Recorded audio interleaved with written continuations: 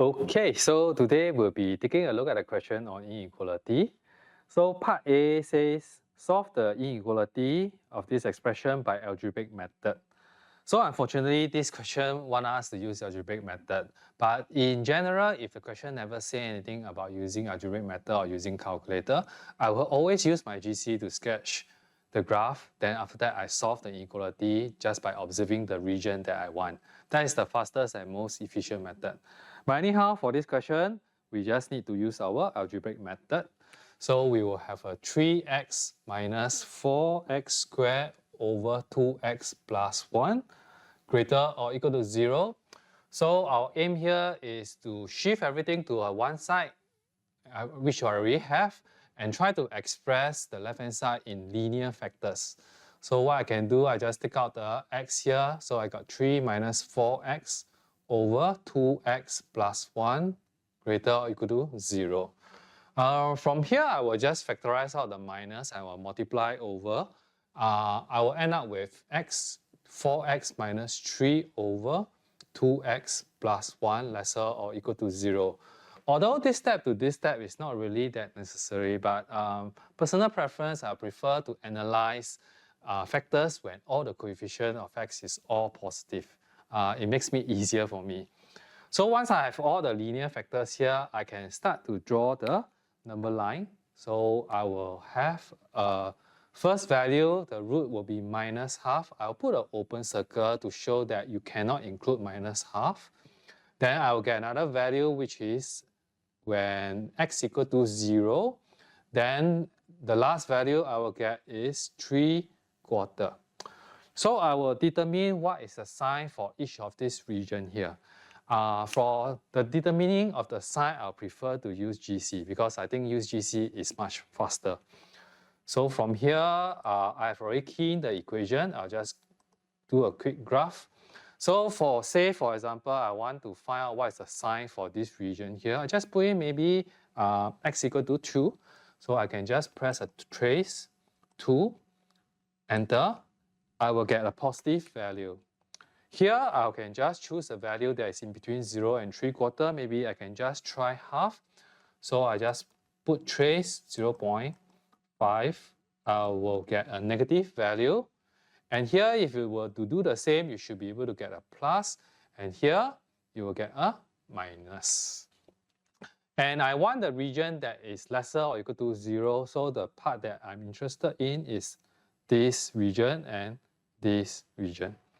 So I can write down my final answer to be x lesser than minus half, or x to be greater or equal to 0 or lesser or equal to 3/4. Alright, so that will be my first part of the answer.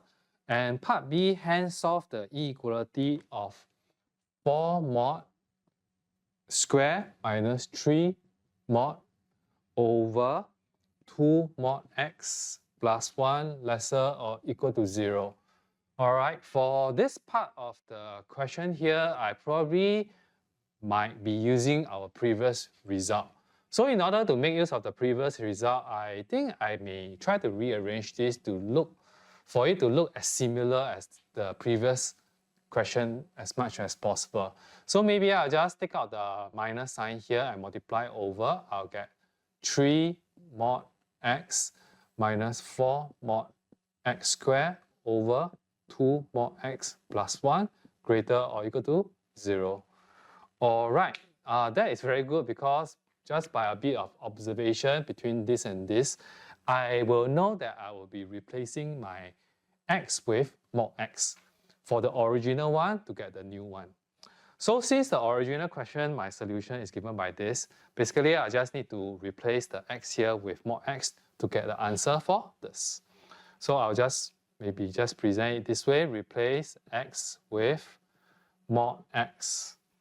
So therefore, the solution for this part will just be modulus of x lesser than minus half, or mod x greater or equal to 0, lesser or equal to 3/4.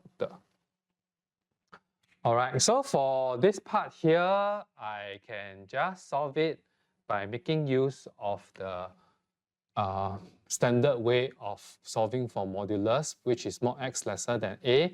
When you break it up, you just get between minus a and a. Or mod x greater than a, when you break it up, you get x greater than a, or x lesser than a. Alright, so for this case, I will just put the answer as no solution because you are just finding the values of mod x that is always less than minus half, which they don't have any values for it because modulus x is always positive, right? So for this part here, there will be no solution. As for this part here, we'll just look at this. The solution for this part actually is everything because we are supposed to find the values of x that is always more than or equal to 0. In fact, it's every values of x. And for this part, when I break it up, I'll just get mod x lesser or equal to 3/4. Okay, opening up, I'll just get x between minus 3/4 and 3/4. Right, so for solving this part here, I need to find the overlapping region between this and this case and this case. So therefore, just by looking at the number line for this and this, the final answer for this part here will just be x between minus 3/4 and 3/4. So this will be my answer for my part B.